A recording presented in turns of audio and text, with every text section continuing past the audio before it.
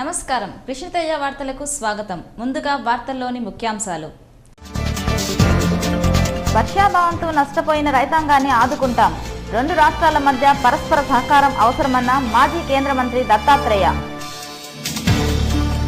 విద్యార్థుల్లో దాగి ఉన్న ప్రతిభను వెలికి తీయాల్సిన బాధ్యత ఉపాధ్యాయులదే.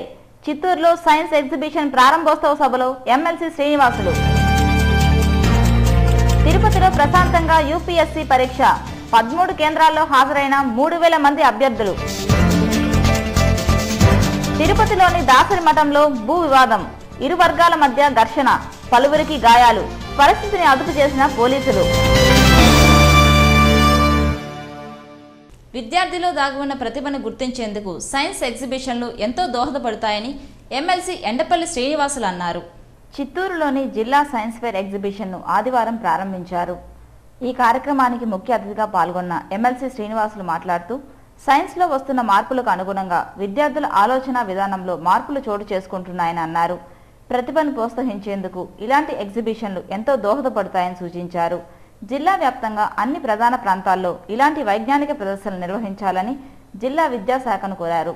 వైజ్ఞానిక ప్రదర్శనలో విద్యార్థులు తయారు చేసిన మోడళ్లను గుర్తించి ఉత్తమ ప్రదర్శనలను ప్రోత్సహించాలని సూచించారు. ఈ కార్యక్రమంలో జిల్లా విద్యాశాఖాధికారి Pratap, ZP chairman Geervani, municipal mayor Anuradha పాల్గొన్నారు. ప్రపంచంలో శాస్త్రవేత్తల కొరత ఎక్కువగా ఉన్న దేశాల్లో భారతదేశం ఒకటిగా ఉన్నది.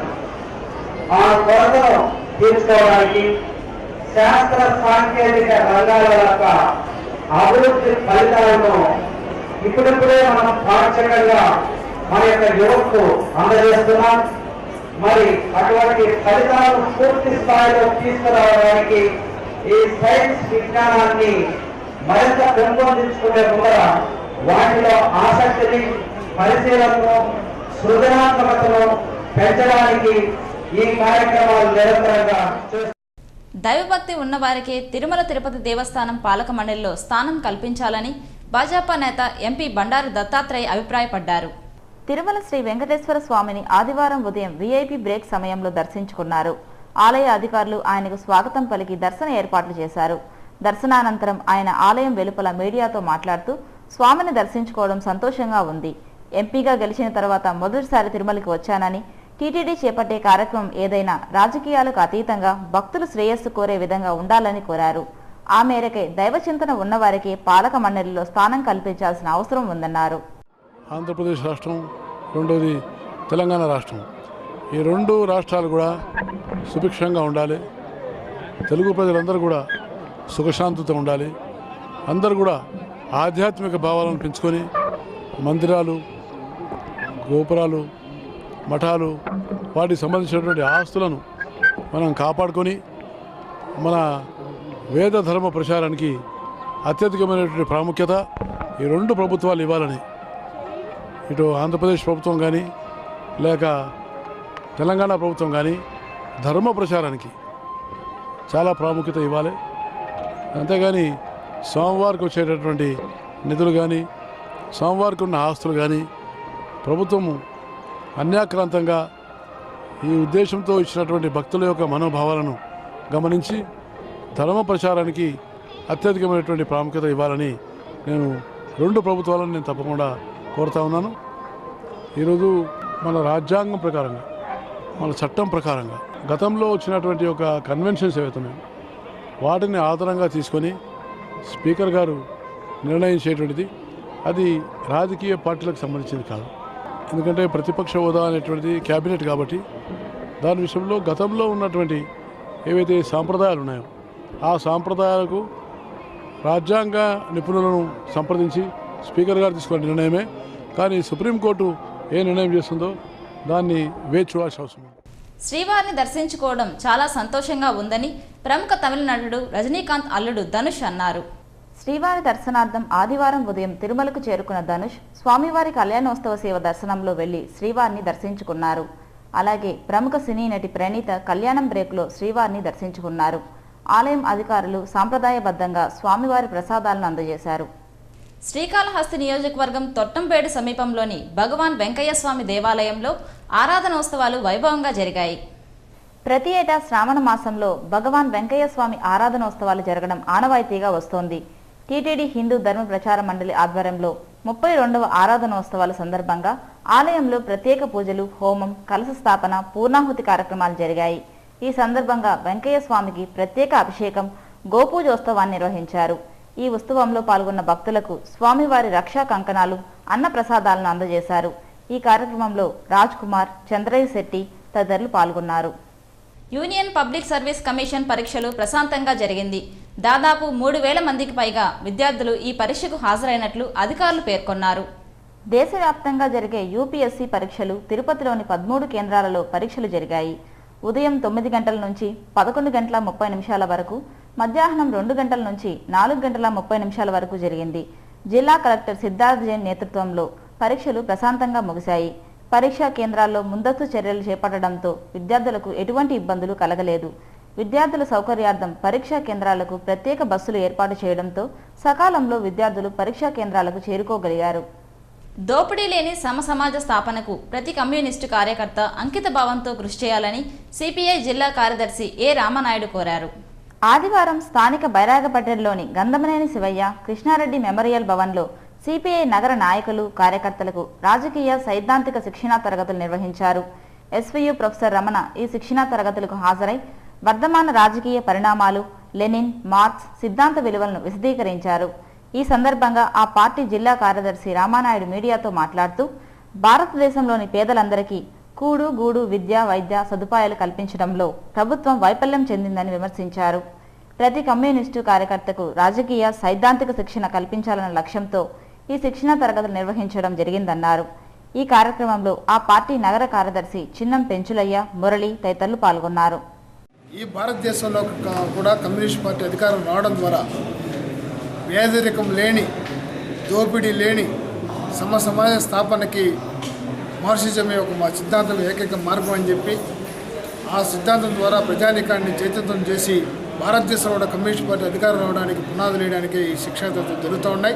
ఆ విధంగానే ప్రభుత్వం అనుసరిస్తున్న ప్రజా వ్యతిరేక విధానాలపైన, మత శాంతివాదులకు వ్యతిరేకంగా ప్రజల్ని సమీకరించి పోరాటం రూపకల్పన చేయడానికి కూడా ఈ శిక్షణ తరగతులు ఉపయోగపడతాయని, ఇలాంటి శిక్షణ తరగతులు రానున్న కాలంలో మరిన్ని జరిపి ప్రభుత్వ విధానాలపైన పోరాటం రూపకల్పన చేయడానికి కమ్యూనిస్టులుగా మేము ముందడుగు వేస్తామని చెప్పి తెలియజేస్తాం. ఆగస్టు 26న ఆంధ్రప్రదేశ్ నాయీ బ్రాహ్మణ సేవా సంఘం రాష్ట్ర నూతన కార్యవర్గం ప్రమాణ స్వీకారం చేయనున్నట్లు ఆ సంఘం నాయకులు తెలిపారు. తిరుపతి ప్రెస్ క్లబ్లో ఆదివారం జరిగిన పాత్రికేయుల సమావేశంలో ఏపీ నాయీ బ్రాహ్మణ సేవా సంఘం రాష్ట్ర అధ్యక్షులు యానాదయ్య మాట్లాడారు. ఆంధ్రప్రదేశ్ రాష్ట్రం 13 జిల్లాల నూతన కార్యవర్గం ఏర్పడిన తర్వాత గత నెల హైదరాబాదులో సంఘం నాయకులు సమావేశమై నాయీ బ్రాహ్మణుల సమస్యలపై చర్చించడం జరిగిందన్నారు. సంఘంను పటిష్టపరిచి నూతన రాష్ట్రంలో నాయీ బ్రాహ్మణుల సమస్యల సాధన కోసం నిరంతరం కృషి చేయాలని తీర్మానించినట్లు పేర్కొన్నారు. ఈ నేపథ్యంలో నూతనంగా ఏర్పడిన రాష్ట్ర కార్యవర్గ ప్రమాణ స్వీకారం ఈ నెల 26న తిరుపతి నగరంలో ఓ ప్రైవేట్ కళ్యాణ మండపంలో నిర్వహిస్తున్నట్లు తెలిపారు. ఈ కార్యక్రమానికి నాయీ బ్రాహ్మణులు అధిక సంఖ్యలో హాజరై జయప్రదం చేయాలని ఆయన కోరారు. ఈ విలేకరుల సమావేశంలో ఆ సంఘం నాయకులు రామనారాయణ, బుజ్జిబాబు, రమణ, గంగాధర్, రత్నం, మోహన్, భాస్కర్ తదితరులు పాల్గొన్నారు. చాలా మంది నాయకులు కూడా నాయీ బ్రాహ్మణ సంఘం నాయకులు కూడా ఉన్నారు. కాకపోతే 13 జిల్లాల నుంచి ఒక ఎన్నికైనటువంటి నాయకత్వము, అన్ని జిల్లాలకు సంబంధించిన నాయకత్వము ఏదైనా దాన్ని తెలియజేయాలనే ఉద్దేశంతో తిరుపతిలో కూడా మేము ప్రమాణ స్వీకారం ఏర్పాటు చేయడం జరిగింది. కాబట్టి ఈ ప్రమాణ స్వీకారానికి ఉన్నటువంటి ఇక్కడ ఉన్నటువంటి లోకల్గా ఉన్నటువంటి నాయీ బ్రాహ్మణ సోదరులు, టీటీడీ ఉద్యోగులు అందరూ కూడా హాజరయ్యి ఈ కార్యక్రమాన్ని విజయవంతం చేయాలనేదే ఈరోజు ముఖ్యమైనటువంటి. ప్రభుత్వం తొలగించిన ఒప్పంద ఉద్యోగులను తిరిగి విధుల్లోకి తీసుకోవాలి. చిత్తూరు కలెక్టర్ కార్యాలయం వద్ద చేపట్టిన దీక్ష 9వ రోజుకు చేరుకుంది. తొలగించిన హౌసింగ్ ఉద్యోగులు చేపట్టిన దీక్ష రోజురోజుకు ఉధృతమవుతోంది. ప్రజా సంఘాల మద్దతు పెరుగుతోంది. చిత్తూరు జిల్లాలో అవుట్ సోర్సింగ్ కింద పనిచేస్తున్న 280 మంది ఉద్యోగులను ప్రభుత్వం తొలగించడం దారుణమన్నారు. 2007వ సంవత్సరంలో ఇందిరమ్మ హౌసింగ్ స్కీమ్ కింద వీరు ఉద్యోగాలు పొందారన్నారు. అయితే అవసరం తీరాక నిర్దాక్షిణ్యంగా ఉద్యోగులను తొలగించడం సరికాదన్నారు. తొలగించిన ఉద్యోగులను తిరిగి తీసుకోకుంటే సోమవారం నుంచి ఆందోళన కార్యక్రమాలు ఉధృతం చేస్తామని అవుట్ సోర్సింగ్ ఉద్యోగులు హెచ్చరించారు. ఈ కార్యక్రమంలో ప్రజా సంఘాల నాయకులు పాల్గొన్నారు. తిరుమలలో భక్తుల రద్దీ కొనసాగుతోంది. శ్రావణ మాసం ముగింపు సందర్భంగా భక్తుల రద్దీ గత 3 రోజులుగా యథావిధిగా ఉంది. 3 రోజుల్లో 1,60,000 మంది భక్తులు శ్రీవారిని దర్శించుకున్నారు. గత 3 రోజులుగా భక్తుల రద్దీ కొనసాగుతుండటంతో శ్రీవారి దర్శనం కోసం భక్తులు గంటల తరబడి క్యూ లైన్లో వేచి ఉన్నారు. సర్వదర్శనానికి 23 గంటల పైగా సమయం పడుతున్నట్లు అధికారులు పేర్కొంటున్నారు. ఇదిలా ఉండగా గత 3 రోజులుగా రికార్డు స్థాయిలో భక్తులు శ్రీవారిని దర్శించుకున్నారు. 1,60,000 మందికి పైగా భక్తులు 3 రోజులు దర్శనం చేసుకున్నట్లు టీటీడీ అధికారులు తెలిపారు. అదే కాక 1,00,000కు పైగా లడ్డూ ప్రసాదాన్ని విక్రయించారు. 50,000 మందికి పైగా భక్తులు ఈ 3 రోజుల్లో శ్రీవారికి తలనీలాలు సమర్పించుకున్నారు. ఈ 3 రోజుల్లో రికార్డు స్థాయిలో స్వామివారికి ఆదాయం వచ్చింది. 7,89,00,000 హుండీ ద్వారా ఆదాయం వచ్చినట్లు అధికారులు తెలిపారు. కొండలలో నెలకొన్న కోనేటి రాయడువాడు,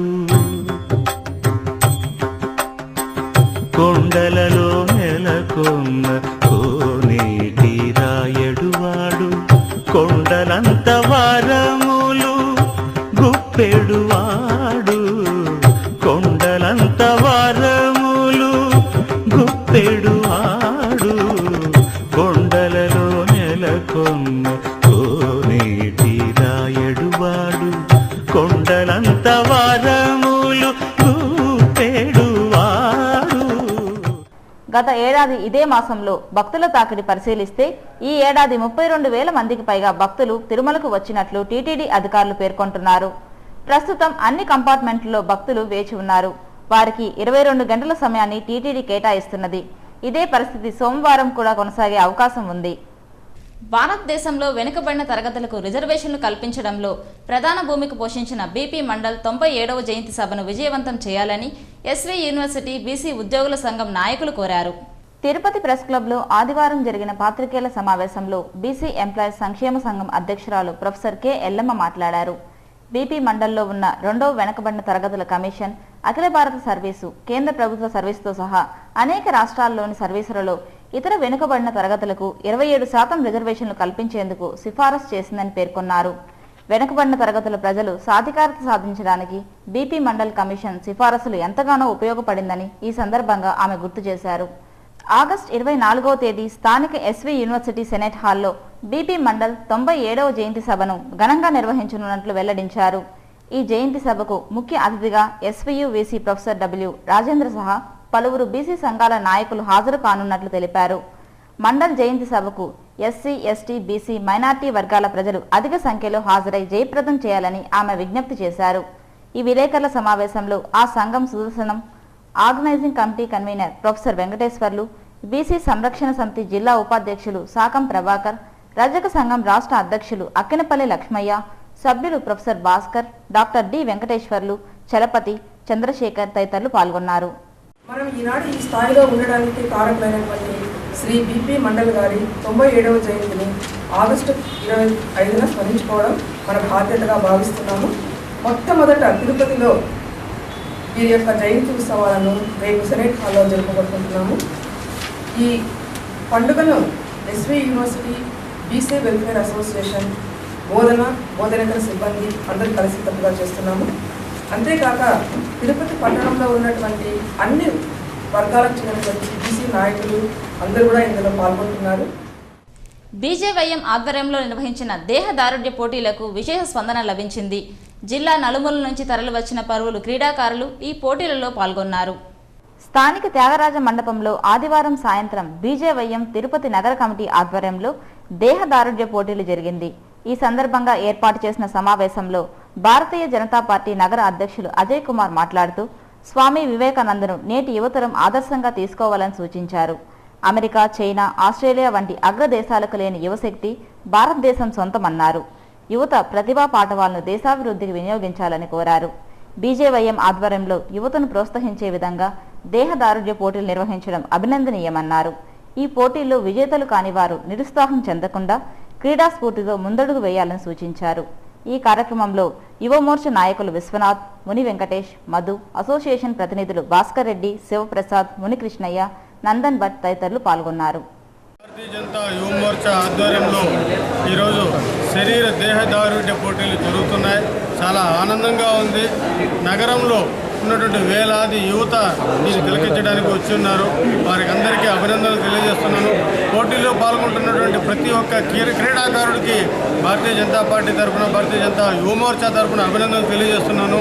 మీరు చక్కగా ఇలాంటి పోటీల్లో పాల్గొండి, బహుమతులు పొందండి. బహుమతులు పొందని వారు కూడా నిరాశ పడాల్సిన పని లేదు. మరింత కష్టపడండి, మరింతగా రాణించి ఈ యొక్క క్రీడల్లో మా తిరుపతి యొక్క ఖ్యాతిని రాష్ట్ర స్థాయిలో తీసుకురావాలని సందర్భంగా కోరుకుంటున్నాను.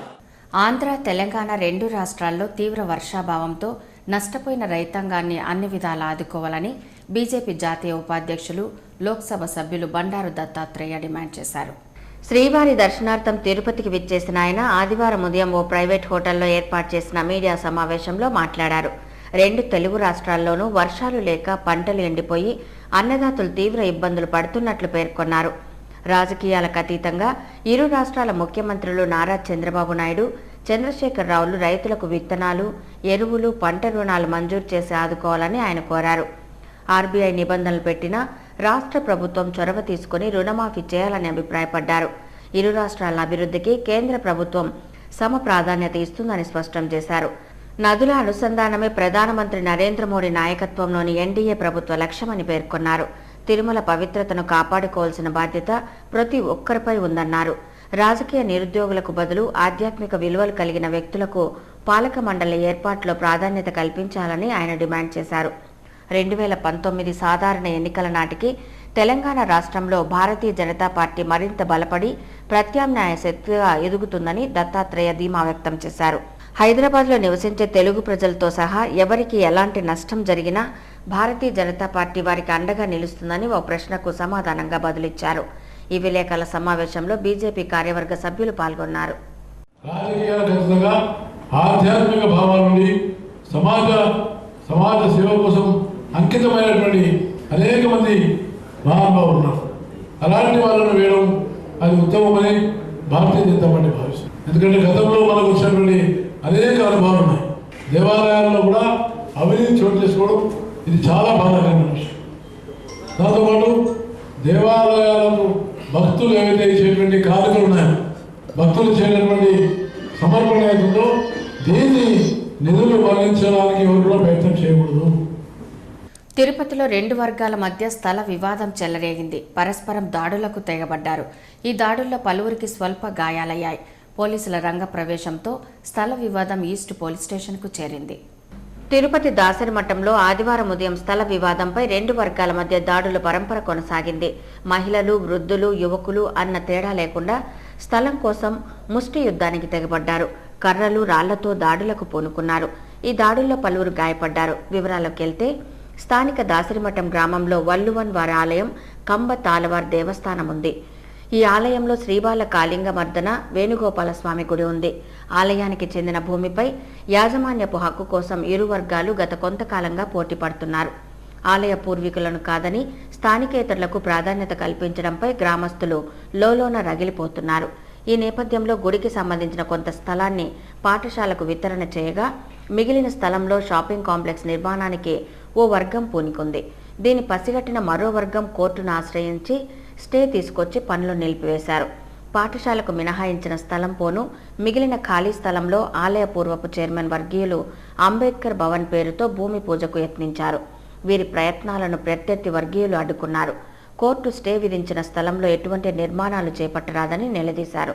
దీంతో ఇరు వర్గాల మధ్య తోపులాటలు, తీవ్ర వాగ్వివాదం చోటు చేసుకుని వివాదానికి దారితీసింది. విషయం తెలుసుకున్న ఈస్ట్ పోలీసులు ఘటనా స్థలానికి చేరుకొని ఇరు వర్గాలను సర్దుబాటు చేశారు. ఇరు వర్గాలను ఈస్ట్ పోలీస్ స్టేషన్కు తరలించారు. కోర్టు ద్వారా పోయి స్టే తెచ్చి ఆఫ్ చేస్తున్నాం. వచ్చినప్పుడు వాళ్ళు అబ్జెక్షన్ చేసేందుకు వచ్చి గలాటకు వచ్చారు. ఇది జరుగుతుంది, గలాట వచ్చారు. కానీ మీరే చూస్తున్నారు. ఎప్పుడు వచ్చింది స్టే? ఎప్పుడు వచ్చింది? ఏమని వచ్చింది స్టే? ఆర్డర్ వస్తుంది దీనిపైన. ఇది జరిగిన విషయం. దానికి మేము బోర్డు రాస్తా ఉంటే దానికి మమ్మల్ని కొట్టొచ్చి గలాట చేయడం వచ్చినాం. దీన్ని ఏదైనా ఒక మంచి చేసి ఆ ముద్ర పక్కన ఒక 4 అంగుళ్ళు కట్టి దాంట్లో వచ్చే ఆదాయాన్ని దేవుడికి నిత్య నైవేద్యం చేస్తామన్న ఉద్దేశంతో చేసుకుంటూ ఈ కార్యక్రమంలో దిగినాం. దీన్ని ఏం చేశారంటే ముందు తయారు కాదు. 20 ఏళ్లకు ముందు ఆయన చైర్మన్గా ఉన్నాడు. ఆయన నన్ను పర్మిషన్ ఇది మంచి జరుగుతుంది కాబట్టి ఆయన తీసేసి మేము గ్రామస్తులు చేరుకునేసి ఉంటే ఆయన చైర్మన్గా చేసుకుని గుడికి మంచి చేస్తా ఉన్నాం. ఇది వాళ్ళు నిరాకరిస్తా ఉన్నారు, దీన్ని వచ్చి ఎదుర్కొంటా ఉన్నారు. పక్కన వాళ్ళు మొత్తం క్రిస్టియన్స్ వాళ్ళంతా కాబట్టి వాళ్ళు ఇది చేస్తున్నారు. గుడి కట్టడానికి ప్లస్ స్కూల్కి ఇవ్వడానికి కాంపౌండ్ దాన్ని కట్టడానికి గవర్నమెంట్ తరఫునే కట్టారే కానీ మేమెవరు డబ్బులు వేసుకొని కట్టింది కూడా కాదు. అది మీరు దయచేసి అప్పుడప్పుడు ఇక్కడ ఏం జరిగినా మీరు వచ్చి మాతో ఊర్లో ఉండాలతో కూర్చొని ప్రెస్ మొత్తం రమ్మనండి, కూర్చోనండి, మీరే నిర్ణయించి మీరే అందరికీ రాష్ట్ర వ్యాప్తంగా ఈ న్యూస్ని వేయాలని చెప్పి కోరుచుంటాం. తిరుపతి మాజీ ఎమ్మెల్యే భూమన కరుణాకర్ రెడ్డి వైఎస్ఆర్ కాంగ్రెస్ పార్టీ రాష్ట్ర ప్రధాన కార్యదర్శిగా నియమితులు కావడం పట్ల ఆ పార్టీ నాయకులు హర్షం వ్యక్తం చేశారు. ఆదివారం కరుణాకర్ రెడ్డి నివాసంలో వైఎస్ఆర్ కాంగ్రెస్ పార్టీ నాయకులు ఆయనను ఘనంగా సత్కరించారు. ఈ సందర్భంగా వైఎస్ఆర్ కాంగ్రెస్ పార్టీ నాయకులు మాట్లాడుతూ కరుణాకర్ రెడ్డి నాయకత్వంలో పార్టీని బలోపేతం చేస్తామని పేర్కొన్నారు. వైఎస్ఆర్ కాంగ్రెస్ పార్టీ అధ్యక్షులు జగన్మోహన్ రెడ్డి భూమనకు సముచిత స్థానం కల్పించడం పట్ల వారు ఆనందం వ్యక్తం చేశారు. ఈ కార్యక్రమంలో తిరుపతి వైఎస్ఆర్ కాంగ్రెస్ పార్టీ నాయకులు పాల్గొన్నారు. ఈడెన్ గ్రూప్ సంస్థ తిరుపతి నగరంలో నూతన రెస్టారెంట్ను ఆదివారం ప్రారంభించింది. వివి మహల్ రోడ్లో ఏర్పాటు చేసిన నూతన ఈడెన్ చాట్ హౌస్ ప్రారంభోత్సవ కార్యక్రమానికి ముఖ్య అతిథిగా ప్రముఖ సినీ నటి అత్తారింటికి దారేది చిత్రం ఫేమ్ ప్రణీత పాల్గొన్నారు. అనంతరం చాట్ హౌస్ను ప్రారంభించిన ఆమె రెస్టారెంట్లో ఏర్పాటు చేసిన ఫుడ్ కౌంటర్లను పరిశీలించారు. రెస్టారెంట్ రంగంలో దశాబ్ద కాలం అనుభవం ఉన్న ఈడెన్ గ్రూప్ తిరుపతి నగరవాసులకు కొత్త రుచులను పంచనుంది. ఈ నూతన రెస్టారెంట్ డిజైన్ను బెంగళూరుకు చెందిన ఇన్నోవేటిక్ డిజైన్ సంస్థ రూపొందించింది. చాట్ హౌస్లో గొలగప్పల నుంచి దహీబల్లా వరకు సూప్స్ తదితర వంటకాలు భోజన ప్రియులకు నోరూరించే రుచులు అందుబాటులో ఉంచారు. ఈ కార్యక్రమంలో ఎమ్మెల్యే వెంకటరమణ, మాజీ ఎమ్మెల్యే గాలి ముద్దుకృష్ణం నాయుడు, ప్రముఖ కంటి వైద్య నిపుణులు డాక్టర్ రాళ్లపల్లి సుధారాణి తదితర ప్రముఖులు పాల్గొన్నారు.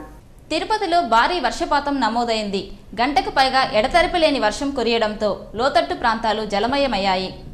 తిరుపతి నగరంతో పాటు పరిసర ప్రాంతాల్లో ఆదివారం భారీ వర్షం కురిసింది. రాత్రి 7:30 నుంచి ప్రారంభమైన వర్షం గంటన్నర పైగా నిలవకుండా వర్షం కురిసింది. దీంతో నగరంలోని ప్రధాన రోడ్లన్నీ జలమయమయ్యాయి. వాహనాల రాకపోకలకు తీవ్ర అంతరాయం ఏర్పడింది. నగరవాసులు అనేక ఇబ్బందులు ఎదుర్కొన్నారు. వెటర్నరీ వర్సిటీ రోడ్డు పూర్తిగా జలమయం కావడంతో వాహనదారులతో పాటు పాదచారులు తీవ్ర ఇబ్బందులు పడ్డారు. ఈస్ట్ పోలీస్ స్టేషన్ సమీపంలోని అండర్ బ్రిడ్జిలో వర్షపు నీరు నిలవడంతో చెరువును తలపించింది. టీటీడీ 2వ సత్రం పూర్తిగా జలమయమైంది. దీంతో యాత్రికులు తీవ్ర అసౌకర్యానికి గురయ్యారు. లోతట్టు ప్రాంతాలైన తిలక్ రోడ్, గాలి వీధి, బండ్ల వీధి, సున్నపు వీధి, నిమ్మకాయల వీధి, కొర్లగుంట, చంద్రశేఖర్ రెడ్డి కాలనీ, అంకాలమ్మ గుడి వీధులు వర్షం దాటికి మురుగు కాలువలు బ్లాక్ కావడంతో మ్యాన్హోల్ నుంచి మురుగునీరు పొంగి రోడ్లపై ప్రవహించింది. తిరుపతిలోని లోతట్టు ప్రాంతం జలమయమైంది. ఇక తిరుమల సమాచారం. తిరుమలలో కొనసాగుతున్న భక్తుల రద్దీ. శ్రీవారి సర్వదర్శనానికి అన్ని కంపార్ట్మెంట్లో భక్తులు వేచి ఉన్నారు. వీరికి 22 గంటల దర్శన సమయాన్ని కేటాయించారు. నడక మార్గాన శ్రీవారిని దర్శించుకునే భక్తులు అన్ని కంపార్ట్మెంట్లో వేచి ఉన్నారు. వీరికి 8 గంటల దర్శన సమయాన్ని కేటాయించారు. రద్దీ కారణంగా 300 రూపాయల శీఘ్ర దర్శనాన్ని రద్దు చేశారు. అలాగే భక్తులకు మహాలఘు దర్శనాన్ని ప్రవేశపెట్టారు. సోమవారం ఉదయం యథావిధిగా ప్రత్యేక ప్రవేశ దర్శనాన్ని టీటీడీ కొనసాగిస్తుంది. Tirupati bullion gold jewellery and silver merchants association సమాచారం మేరకు సోమవారం లోకల్ బులియన్ మార్కెట్లో బంగారం, వెండి ధరలు ఇలా ఉంటాయి.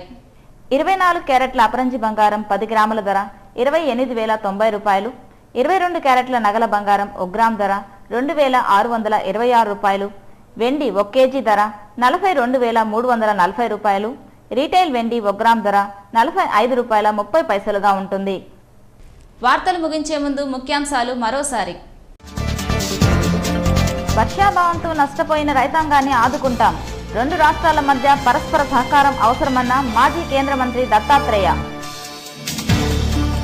విద్యార్థుల్లో దాగి ఉన్న ప్రతిభను వెలికి తీయాల్సిన బాధ్యత ఉపాధ్యాయులదే. చిత్తూరులో సైన్స్ ఎగ్జిబిషన్ ప్రారంభోత్సవ సభలో ఎమ్మెల్సీ శ్రీనివాసులు. తిరుపతిలో ప్రశాంతంగా యూపీఎస్సీ పరీక్ష.